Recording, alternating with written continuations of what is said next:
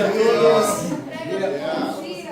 Eu estou muito grato, não sei vocês, mas eu acordei de manhã e olhei para fora e pensei, que bom que nós estamos aqui no Pai.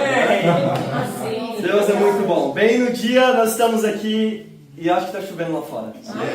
Então, bom, para quem nos visita hoje, nós somos a Igreja Cristã Internacional de Lisboa.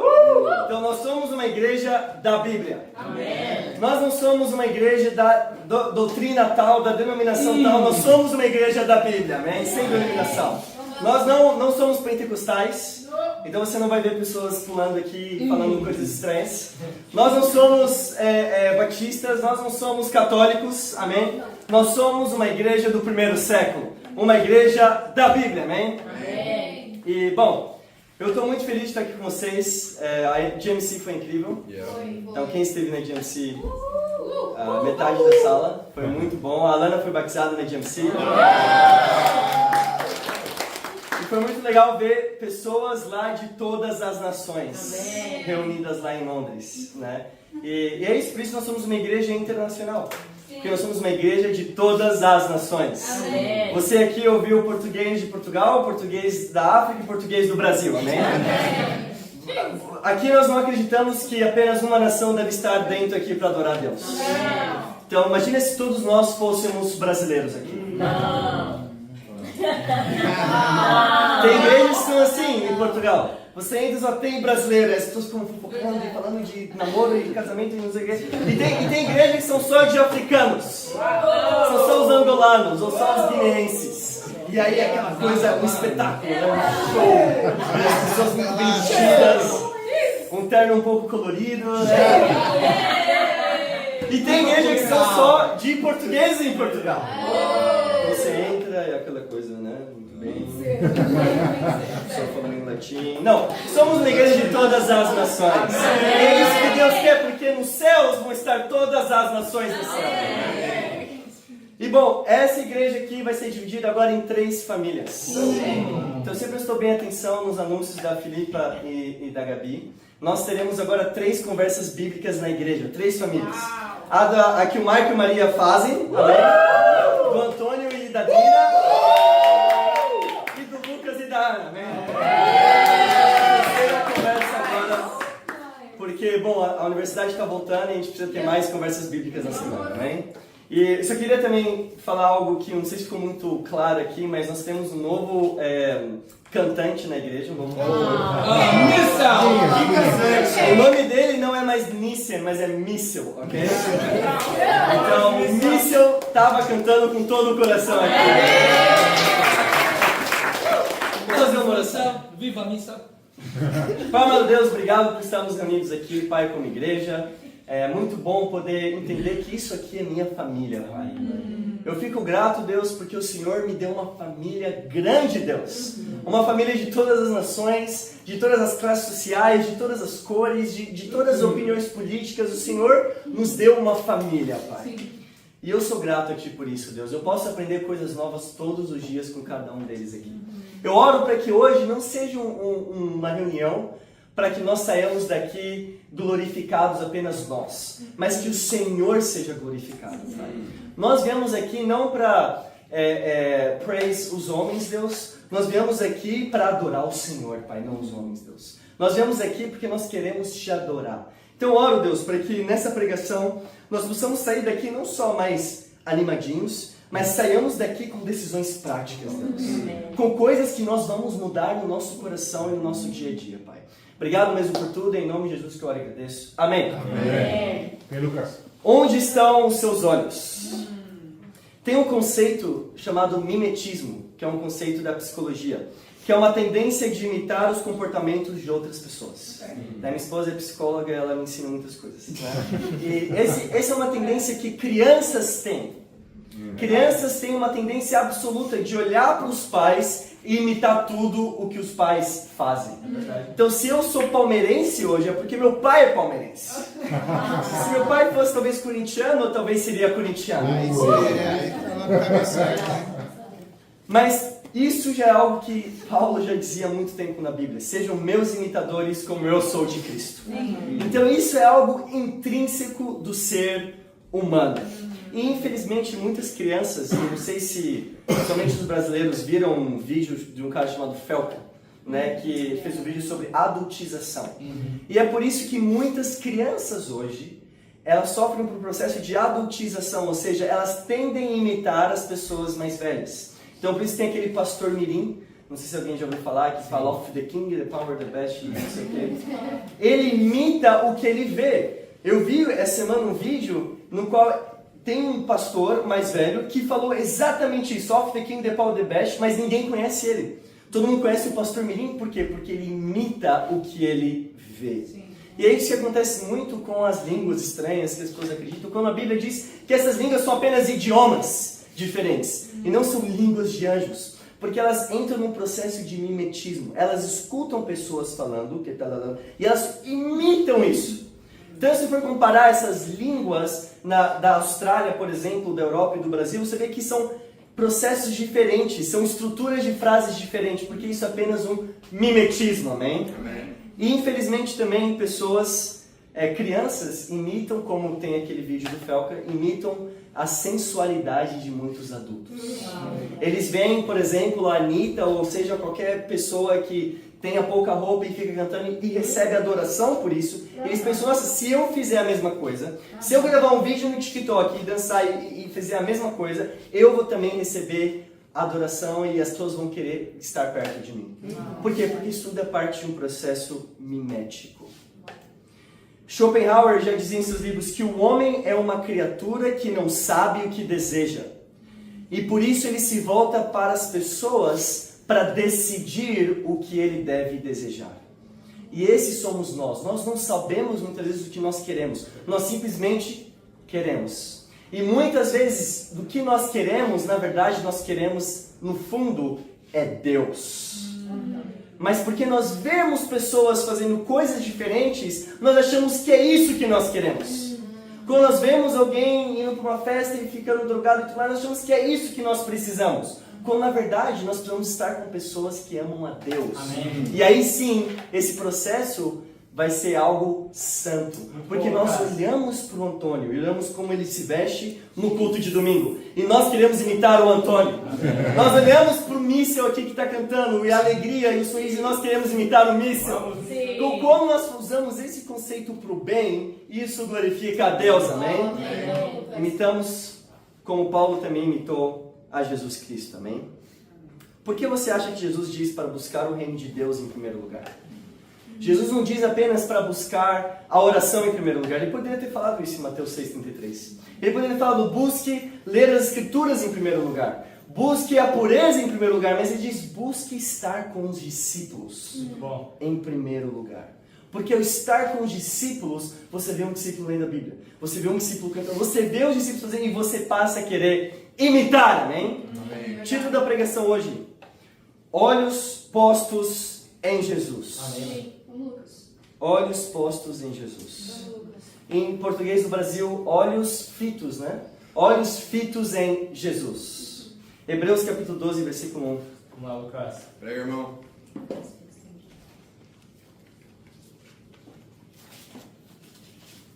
A Bíblia diz: Estamos, pois, rodeados por esta enorme multidão de testemunhos de fé. Portanto, afastemos de nós o peso que nos impede de andar e o pecado que tão fortemente nos prende, e perseveremos na corrida que Deus nos propõe, amém? A Bíblia diz, se afaste do pecado, mas se afaste também do peso que você carrega. Em outras versões, na versão do português do Brasil, diz, se afastar do que te atrapalha. Então a Bíblia diz, se afasta do que é pecado, mas também se afasta de tudo daquilo que te atrapalha. Então não é apenas se livrar do consumo abusivo de álcool e de drogas, mas é se livrar das amizades que te levam a isso. Se livrar de tudo daquilo que te atrapalha. Não é se livrar apenas daquela falsa doutrina religiosa que você acreditava, mas é se livrar dessa mentalidade autopiedosa. Aquilo que te atrapalha. Não é apenas se livrar da masturbação e pornografia, mas é se livrar de cobiçar as pessoas, de tudo aquilo que te atrapalha. Você também se livra, amém? Essa aqui não é uma igreja religiosa, no sentido que você vem para ter amizades e um clube social e convívios. Mas nós somos uma igreja da Bíblia. E nós falamos de assuntos como pecado e essas coisas abertamente, amém? Eu sei que chegou uma fase na minha vida em que eu me envolvi tanto com pecado e tanto com coisas que me atrapalhavam, que eu precisei me livrar simplesmente de tudo. Eu saí da minha faculdade e fui fazer outra faculdade. Por quê? Por causa daquelas amizades que me influenciavam. Eu saí até de cidade. Eu morava em Campinas e fui morar no Rio de Janeiro. Eu mudei de emprego. Eu trabalhava em aula e eu fui trabalhar outra coisa. Por quê? Porque eu entendi que eu precisava me livrar não só do pecado, mas de tudo daquilo que me atrapalhava. O que tem te atrapalhado hoje? O que tem te levado a cometer os mesmos pecados sempre? Talvez seja acordar tarde. É algo que pode nos atrapalhar. Talvez seja acordar e a primeira coisa que você faz é ir no seu Instagram e Facebook. E não colocar a cara nesse livro, né? Como nós ouvimos muito lá na conferência. Né? Não o Facebook, mas a cara nesse livro aqui. Nesse book. Amém? Então, o que tem te atrapalhado, o que te faz pecar? Livre-se disso. Em versículo 2 diz: tenhamos os olhos postos em Jesus, de quem a nossa fé depende inteiramente. Olha só, a nossa fé depende apenas e inteiramente de Jesus Cristo. A nossa fé não depende se a igreja tem batizado muitas pessoas. A nossa fé não depende se nós temos aqui pessoas com gravatas ou vestidos muito bem, nós temos uma... A nossa fé não depende dessas coisas. Nós temos fé porque nós acreditamos em Jesus Cristo. Amém. Isso já é inteiro para nós. Amém? Amém? Independente do que aconteça, independente se você fosse a única pessoa que viesse aqui hoje e todo mundo faltasse, você continuou com fé porque a sua fé depende de Jesus Cristo. Amém. E não das pessoas. Ele suportou a morte na cruz, sem se importar com a vergonha que nisso havia, sabendo a alegria que o esperava. Agora está à direita do trono de Deus. E como o Antônio compartilhou muito bem, que Jesus passou por um sofrimento absurdo. E nós tomamos a decisão hoje de tentar Jesus a querer descer da cruz por causa dos nossos pecados, ou de encorajar Jesus a continuar na cruz. E esse foi algo incrível que o Antônio disse. Temos que ter os nossos olhos postos em Jesus. Quando nós temos os nossos olhos postos em Jesus Cristo, tudo passa a parecer mais fácil. Tudo. Se você não olha para Jesus Cristo na cruz, vir para o culto de domingo aqui hoje vai ser um peso para você. Você vem e você tem que estar aqui. Você evangelizar e chamar pessoas na rua para estudarem a Bíblia e serem discípulas vai ser um peso para você também. Porque os seus olhos não estão na cruz. Agora, quando nós olhamos para a cruz e pensamos que esse foi o maior sacrifício de todos, é por isso que nós estamos aqui, tudo o resto vira algo fácil. É claro que eu vou evangelizar. Jesus morreu na cruz por mim. Sim. É claro que eu vou aqui adorar a Deus, porque Jesus fez o maior sacrifício pela minha vida, amém?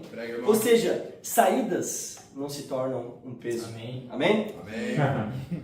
Contribuição, dar oferta, não se torna um peso quando nós comparamos o que Jesus fez por nós na cruz. Amém. O nosso corpo segue o que os nossos olhos veem. Você primeiro olha e depois você segue. Assim como nós precisamos ter os nossos olhos postos em Jesus Cristo.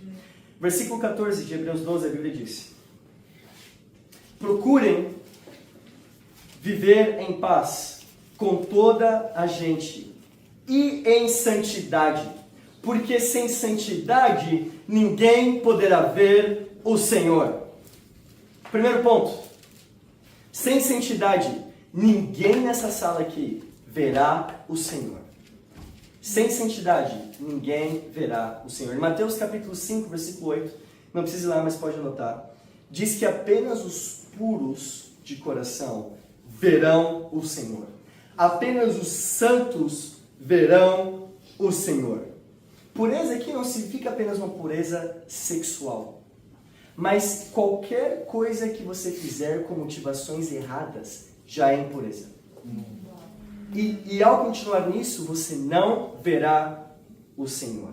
Por exemplo, fazer algo de bom para que alguém veja e você se sinta melhor. Batizar alguém, porque aí você é pessoalmente frutífero para a sua glória. Procurar uma esposa, porque aí você poderá ter sexo. Fazer coisas na frente de outras pessoas, porque você será visto. Cumprir com os desafios dos estudos bíblicos, você que está estudando a Bíblia, porque você será elogiado e as pessoas vão gostar de você. Isso tudo é pecado. Você pode fazer uma coisa incrível, mas essa coisa incrível se tornou pecado para você se você fez com motivações erradas. A impureza, não ter santidade, nós não veremos a Deus. Isso é procurar por apreciação de pessoas mais do que apreciação de Deus. Você não precisa ser validado por ninguém aqui. Você precisa ser validado por Deus. Amém? Amém. Meu desafio para todos nós aqui. Desafio. Humilhe as suas motivações. Humilhe as suas motivações. Tem uma diferença entre agir humilde e ser humilde. Porque existe algo chamado falsa humildade. Agir humilde é ser falso humilde. Não é você ser humilde. Ninguém aqui, na verdade, é humilde. Todos nós somos orgulhosos. Se você acha que você é humilde, você já está sendo orgulhoso. Ninguém é humilde, mas nós precisamos ser humildes. Como nós somos humildes? Quando nós colocamos a humildade. Quando nós nos vestimos de humildade. É uma decisão sermos humildes. Você não vai acordar um dia e vai se tornar humilde, não. Você vai decidir se vestir com a humildade, amém? Ter falsa humildade vem de ser inseguro com o seu relacionamento com Deus. Se hoje o seu relacionamento com Deus não está tão profundo, não está algo que realmente te move, que move o seu coração, se os tempos com Deus hoje não tem sido algo profundo, então é claro que você vai começar a procurar segurança em outras coisas e não em Deus. Sua segurança vai estar em como você se aparenta. Sua segurança vai estar no relacionamento. Sua segurança vai estar em qualquer outra coisa, até mesmo no reino de Deus. A sua segurança pode estar no reino, em se dizer discípulo, mas não estar em Jesus Cristo. Prega, irmão. Quem conhece a canção? Humilhem-se diante de Deus. Humilhem-se diante de Deus. E Ele o exaltará. Ele o exaltará, amém? Não as outras pessoas vão te exaltar. Deus é quem nos exalta por sermos humildes, irmãos. Por isso precisamos deixar o orgulho de lado e no último domingo tivemos uma ótima pregação sobre isso, amém? Sobre deixarmos o orgulho de lado. Irmão. Quando eu fui para a GMC e o Michael começou a pregar no domingo, esse foi um pecado meu. Veio na minha cabeça, nossa, será que o Michael vai falar da igreja de Lisboa?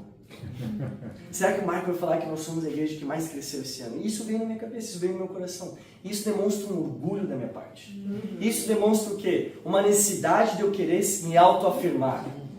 E não ter as minhas motivações em Deus. E não em outra coisa, amém? Onde estão as suas motivações hoje? Por que você está aqui hoje? É porque as pessoas são bonitas? É porque... Porque não os homens, no caso das mulheres, né? Porque as mulheres são bonitas. Homens não, você não está aqui porque o homem é bonito, né? Porque nenhum homem aqui é bonito, né? Talvez a Ana pense diferente, talvez a Maria pense diferente. Mas por que você está aqui hoje? Porque você pode usar terno no domingo? Qual é a sua motivação? Porque nós falamos inglês às vezes, temos algumas canções de que você pode perguntar, qual é a sua motivação? Nós vamos estar aqui para adorar a Deus, irmãos. Amém. Essa reunião de domingo é para adorarmos a Deus. Amém. E não qualquer outra coisa. No versículo 15. Que ninguém se afaste da graça de Deus. E que nenhum de vós se torne como planta daninha, que cresce e faz mal a muitos, contaminando-os. Segundo ponto. Não seja uma planta daninha. Não seja. O que é uma planta daninha? Em outras versões, a do Brasil diz que nenhuma raiz de amargura brote em seu coração. Porque se isso acontece, isso não só vai te afastar, isso vai afastar outras pessoas. Isso vai contaminar outras pessoas. Uma planta daninha é uma planta, em meio a outras plantas, E essa planta daninha, ela possui doenças, e ela possui pragas, e ela não só morre em algum momento, mas ela contamina toda a outra plantação. Então, quando o autor de Hebreus, nós não sabemos quem foi o autor de Hebreus, muitos acreditam que seja Paulo, mas quando o autor de Hebreus diz, Deus falando através dele, não seja uma planta daninha, ele diz, não seja uma pessoa amargurada na igreja. Verdade. Ou você corta a amargura do seu coração, ou Deus vai te cortar da igreja. Só tem essas duas opções. Os maiores motivos pelas quais as pessoas caem da fé é, pelo que eu tenho visto nesses 8 anos, e o Michael talvez possa confirmar isso, os 2 maiores motivos: impureza sexual, quando pessoas querem procurar por namorados e namoradas fora da igreja, e segundo motivo é a amargura, quando as pessoas elas ficam amarguradas. Cair da fé não é algo que acontece assim. Não. Eu me deixei de ser discípulo, pronto. Isso é algo que acontece dentro da igreja. Isso é algo que talvez alguém aqui já possa estar caído da fé. Olha que maluco pensa nisso. Mas continua na igreja com amargura no coração. Cair da fé são decisões pequenas que você toma diariamente. E isso te faz ficar apático. Isso é cair da fé. Cair da fé são decisões diárias e pequenas que você toma todos os dias para que você comece a ficar apático com Jesus Cristo. Isso não te anima mais. Ter tempos com Deus não te animam mais. Em João capítulo 10, versículo 1. Olá, Lucas.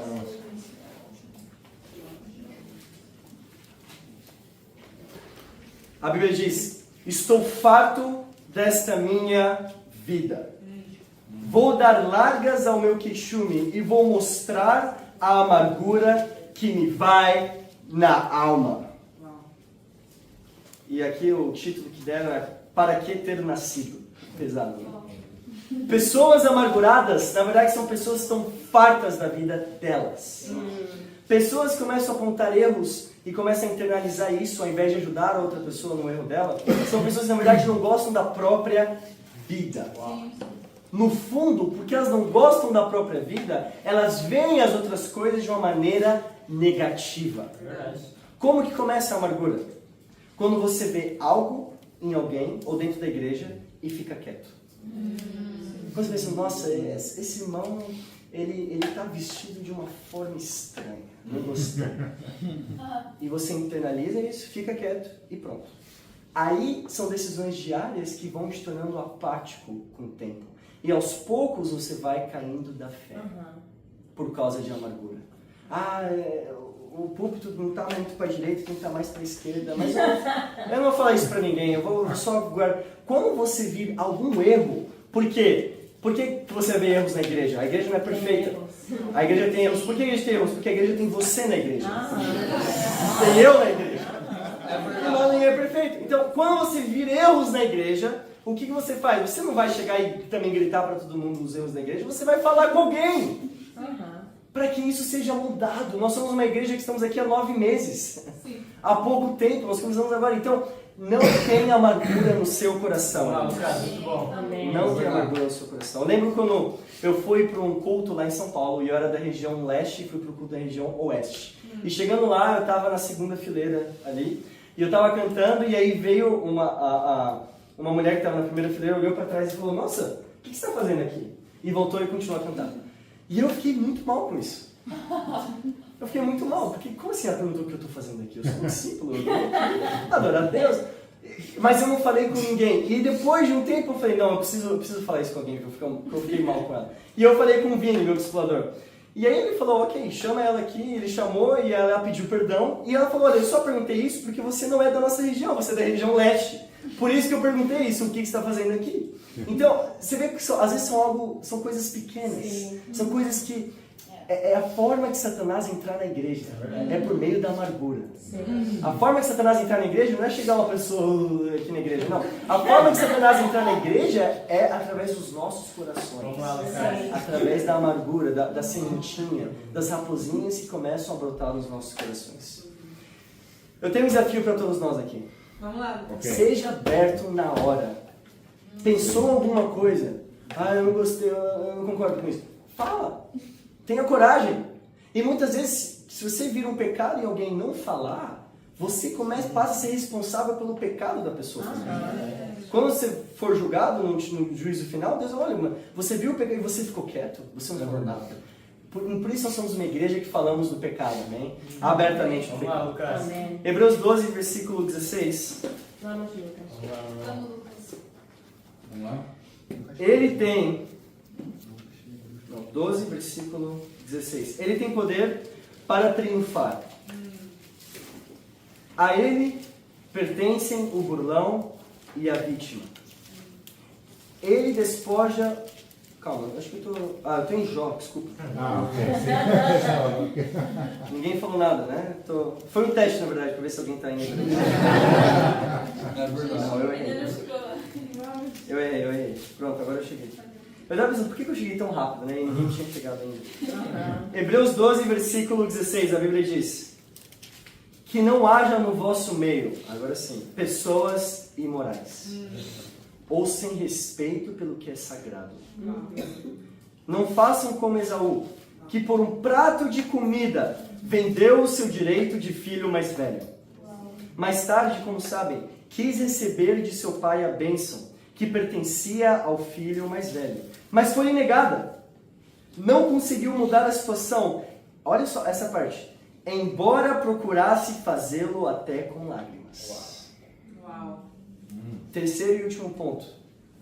Quais lágrimas você chora? Esaú tentou mudar a situação e pedir pela bênção com lágrimas, mas foram lágrimas autopiedosas. E esse é um ponto talvez mais para as irmãs, amém? Às vezes os irmãos choram também nos tempos de discipulado, mas existe algo mais frequente com as irmãs, né? E se você é alguém que chora muito nos tempos de discipulado, se é alguém que chora muito em alguns contextos, chorar pode ser algo bom, mas chorar pode ser algo ruim. Existem 3 tipos de choro. O primeiro choro é o choro de ranger de dentes. Olha Lucas capítulo 13. Esse choro não é bom. Lucas capítulo 13. Choro de ranger de dentes. 13:22, a Bíblia diz: Jesus dirigia-se para Jerusalém e ensinava nas cidades e povoados por onde passava. Houve alguém que lhe perguntou: Senhor, são poucos os que se salvam? E tem uma pergunta sincera. É uma pergunta que muitas pessoas têm, eu já vi muitos perguntarem isso. São poucas pessoas que vão ser salvas ou todos nós somos filhos de Deus? Quem já ouviu isso, né? Todo mundo é filho de Deus. Todo mundo... Tem várias maneiras de chegar a Deus. Você pode chegar através de Buda, você pode chegar através de Maomé, você pode... E dentro do cristianismo também, se você for católico, se você for adventista, se você for batista... Mas qual é a resposta de Jesus aqui no versículo 24? Esforcem-se por entrar pela porta estreita. Pois digo-vos que muitos hão de procurar entrar e não vão conseguir. Então Jesus diz, olha, a porta é estreita. Não são muitos que vão chegar, são poucos. Poucas pessoas entrarão pela porta estreita. Buda não consegue salvar ninguém. Maomé não consegue, apenas Jesus Cristo é quem consegue nos salvar. Amém? Apenas Jesus Cristo. Versículo 25. Depois de o dono da casa se levantar e vos fechar a porta, ficando de fora, hão de bater e dizer, Senhor, abre-nos a porta. Mas ele responderá, não sei de onde são. Então ele fala, olha, no último dia, algumas pessoas vão bater na porta. Deus, permite que eu entre no paraíso. E Deus vai falar, eu não sei de onde vocês são, eu não conheço vocês. Uau. Em outro versículo, Mateus diz que muitos dirão, Senhor, Senhor, mas nem todos. Jesus, na verdade, vai falar, afaste de mim, vocês que eu não conheço. Se você não conhece, se Jesus não te conhece aqui na terra, Ele não vai te conhecer nos céus. Se você não tem tempos com Deus, se você não tem um relacionamento com Deus aqui, você não vai ter um relacionamento com Deus nos céus. Deus não vai te conhecer. Então, Deus precisa saber da nossa voz também, quando nós oramos. Amém? Deus vai nos reconhecer pela nossa voz.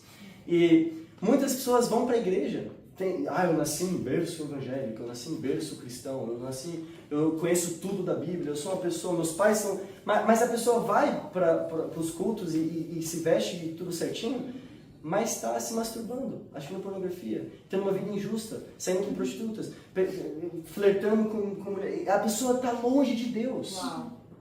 Mesmo fazendo as coisas de Deus. Deus não quer apenas um coração com compromisso, comprometido. Deus quer um coração devoto. Uau. Nós não somos discípulos totalmente comprometidos, nós somos discípulos totalmente devotos. Amém. Você pode ser bem comprometido, evangelizar todos os dias, vir para as reuniões, não sei o que, fazer que se... Mas como está o seu coração? Como está o seu relacionamento com Deus? Uau. E aqui ele diz que ele não saberá de onde a situação. Versículo 26. Então hão de dizer-lhe: comemos e bebemos contigo e ensinaste nas nossas ruas. Mas ele responderá: já vos disse que não sei de onde são. Afastem-se de mim todos malfeitores. Então, mas eu estive nas pregações quando a Bíblia foi aberta e ensinaram sobre você todo domingo às 10 da manhã no Hotel Picos, mas eu não sei quem vocês são. Porque eu não sei onde está o coração de vocês. Uau. Versículo 28. E aí sim vem o choro de ranger de dentes. Irão chorar e ranger os dentes, quando virem Abraão, Isaque, Jacó e todos os profetas no reino de Deus, enquanto vocês são postos fora. Então qual que é esse choro? É o choro de ranger de dentes. É o choro do remorso. Esse é um choro que nós não devemos chorar.